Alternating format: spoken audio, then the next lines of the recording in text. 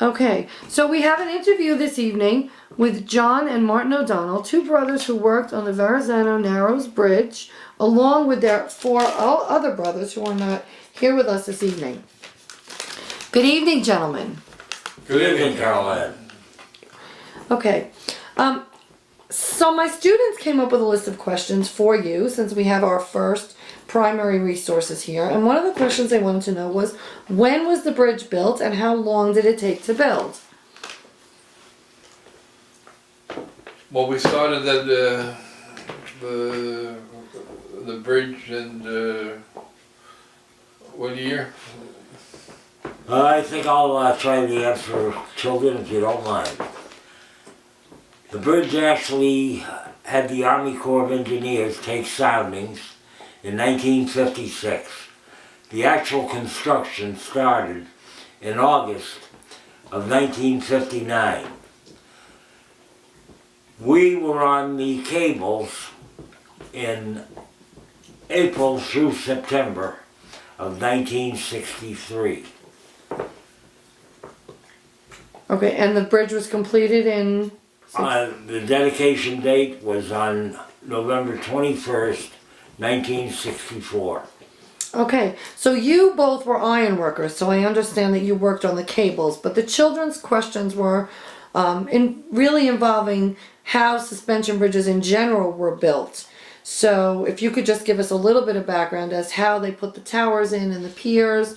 You were talking about the, what's that thing called? The upside down pot. Caisson is The the caisson. name for it. So if you just give them a little bit of that background, and then Steel then we can get into exactly what you did. Neither one of us are sandhogs, who were the men that did this work. I will let my brother Martin elaborate.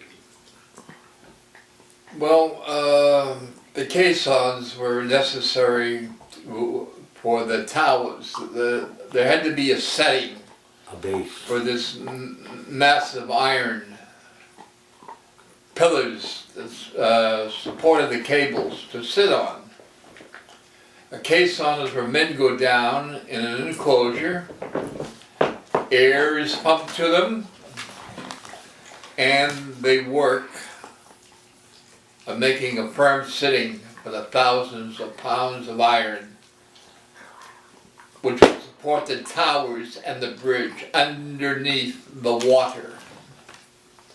And do you know how deep the piers go? You said one side is... The base of the river, to the best of my knowledge, was somewhere around 165 on Staten Island and 155 on the Brooklyn side.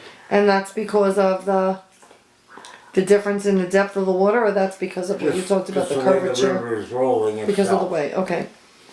All right, and once those piers and towers are in place, and they're out in the middle of the water, so they go out on boats and they do this, They're near or the shore, Caroline. they're near the shore? Okay. Yeah, the towers. You mean to go up to work on the top of the towers? Yeah, to put the towers themselves in place. They had a wooden walkway going to the Brooklyn Tower, and there was an outside elevator. Okay. One full length, the top of the tower. Okay. So that's how we went up to work. That's when we were spinning the cables after the towers were completed. The towers are about 693 feet. 700 feet, about that. I mean, it's, I think we're not writing a 693. 693. Right, I'll buy that. And how did the towers get put in place? With the Towers, walkway? the erections of steel were Similar somewhat to the construction of a office building in Manhattan. Crane, derrick. Crane, taking- okay. But Okay. actually derrick. Because Okay. a crane wouldn't go to 700 feet. Right, So okay. they use a derrick. Okay, and a then derrick after is those are something up, that jumps steel from like 2 floors. You complete the 2 floors and you jump another 2 floors. okay. So then after those towers are put in place, that's when they then lay the catwalk that you worked on. Exactly. And the catwalk is? The catwalk is the chain link fencing that you see enclosing virtually any lot in the metropolitan area. In other words, squares of about 2 inches by 2 inches. It was simply a walkway. Before the catwalk is laid out, the most important feature is getting the stringer cables, which had to go across the river, lifted up by Derek on the towers, and now when they've got like ropes, Then they lay the across. chain link on top then of the it. chain link was rolled out from each tower down to the middle Okay. with 8 by 8 foot, 8 by 8 inch wooden braces across to maintain stability. And so then that's what you stood on when you actually did the Right, cable. catwalk. Okay, and so then how did you do the cabling? What are the cables made of? The cables themselves are steel wire, and contrary to general opinion, where you hear the word spinning, they are not spun at all. It's straight steel wires approximately 1/8 of an inch that come out on like a double bicycle wheel, because actually the top wires will be moving and the bottom wires will be at a standstill when they cross the center of the bridge. Once the wheel has completed its cycle from one end to the other end, then they call for adjustment. The wires had to be within about a 5-inch span. The cycle being the Staten Island anchorage, where the wheel would start all the way across the Narrows to Staten Island. It would go down the anchorage, meaning just that, where the cables were anchored. And we kept spinning the wires to build the cables to the desired number that were needed. And then how many cables, how many wires were in the cable The altogether? wheel that crossed the river carried 2 wires. The 2 wires in turn became 4 wires when they crossed the center or crossed the bridge entirely. But it was at the center of the bridge where the height adjustment was made. And it had to be within approximately a 5-inch area for every 256 wires. We get 64 passes of the wheel. 2 wires became 4, which in turn was your total 256, and then a pack was wrapped. There were 63 of these packs, starting with like a center pack, 7 around, I believe 13, but going out, because the cables fully are about 3 feet. So the diameter of the cable itself, 35 and 5/8. you said 3 feet, 3 feet. right? Okay, 36 so it's 3 feet. So if when I show them my meter stick, show you my meter stick, that's how Right. wide, that's how big they are. Right. Okay, and there's how many? 16,000? Okay. 16,128 wires in In the each cable. of the 4 cables. The main cables. Right, Okay, that go up to the top of the pier right. and down. And then from those hang the The Stringer Top of cables. the tower, not the stringer pier. cables. Yeah, And which the we didn't work on. Right. We were only on the main Right. cable. And the stringer cables are the ones that actually support the Hold the roadway. roadway. Okay. Right. They held the roadway because Okay. that was after the cable spinning, the stringer. The average weight of each section of the roadway when it was put in place was 100 ton. Wow. And you said that if you took all that cable and you spread it out, it would cover how much It of would the?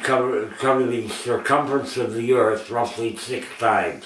143,000 miles of wire. At the equator, right? You said at the 6 times equator? around the Right. equator, yeah. Okay. That's a lot of wire. Sure is. But that's an idea that when you drive across, when you see these massive cables that hold up the bridge, the cables actually support the towers. The pull from the anchorage that are enmeshed in concrete to the downswing all the way to the middle of the span. Without the cables, your towers would be not supported. The bridge, when Right. it is binded together, supports itself by these counteracting forces of suspension. Right. So how long did you work on the bridge altogether? I believe it was around 5.5 months. I know I was there personally before the wheel had crossed the river. It was sitting up by the Brooklyn Tower, and I looked at it for 2 days before it finally got across. About 2 months later, it was averaging a crossing, I believe, about every 8 minutes. It was singing.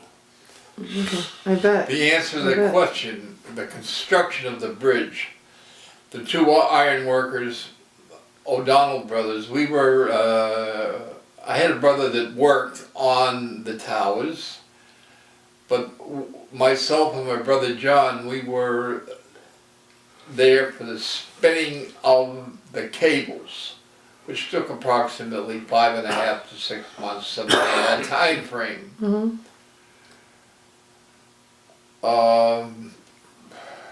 Next question. Anything? Well, I'm actually done with my questions. Is there anything else that you think that my students would find particularly intriguing about the bridge or your time on the bridge? I mean, one I know you're second, both very proud of working on the bridge. We all know what the heat of summer is against the cold of winter.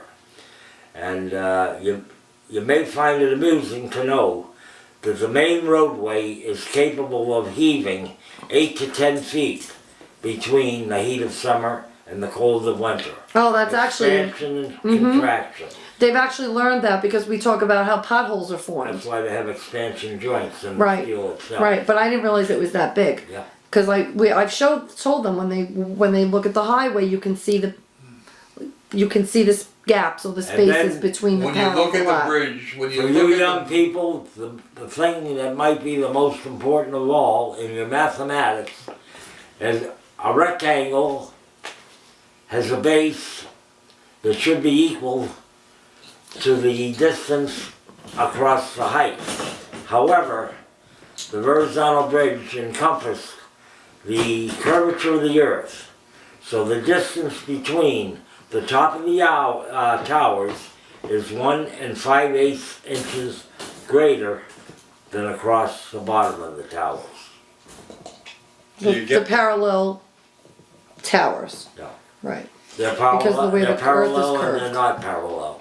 And I can draw the diagram on the board for them to see that. if the children that are listening to this story on the building of the bridge could realize, you actually got a beauty of being so close to the clouds. You're 700 feet, you're up high in the air.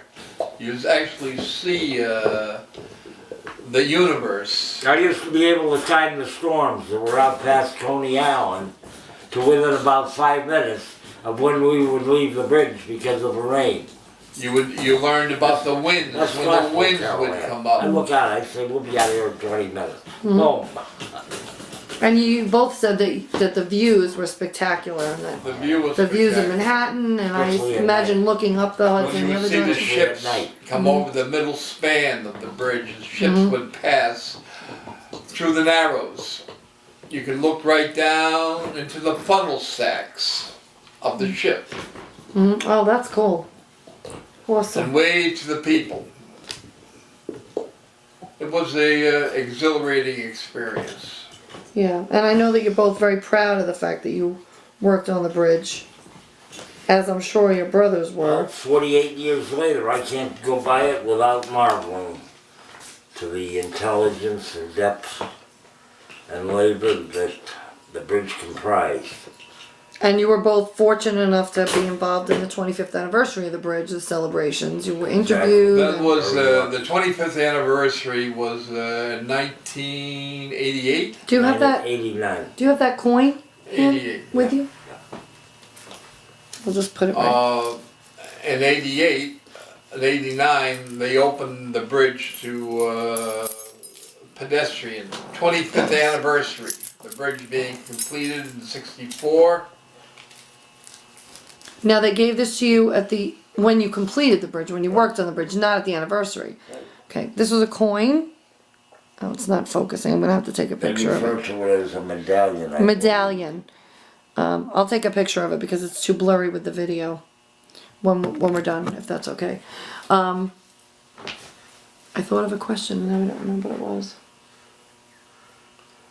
It was great to walk across the bridge. The first time the bridge was open to pedestrian travel, meaning that people could traverse the bridge, was in '89, the 25th anniversary. And my brothers and myself and my mother were honored by the Triborough Bridge Authority and an antique car to travel across the bridge from Brooklyn to Staten Island. And it was a great ride. And the people were allowed, they opened up the bridge for the first time. People were able to walk across the bridge. And now they have the New York Marathon that they run across the bridge. They run, but Right. up to that time they weren't. It was only nobody was allowed. automobile traffic The marathon, I believe, started in '76. Right, don't tell, crossing the bridge. don't tell the kids No. that. Right. And we looked up before some information on the bridge, and until 1981, the Verrazano was the longest bridge, It's still the longest. and it's still the bridge longest North one in the America. United States, right, in North America. When it was open, So- you went across the bridge for 2 quarters, 50 cents. That's Yeah. a little hard to believe, right? Well, now it's What $13. you kids would buy an ice cream for. Well, not anymore. With And- these and kids, those days. ice cream is $2 now. Anyway, I want to thank you both very much for taking the time to do this. And if the kids have any more questions, I'll write them down. And we'll get you the next With a time little around. bit of luck, you'll see some of the pictures I intend With a to little, give Yeah. you. with a little Yes. help from your friend. Thank you very much. Anytime.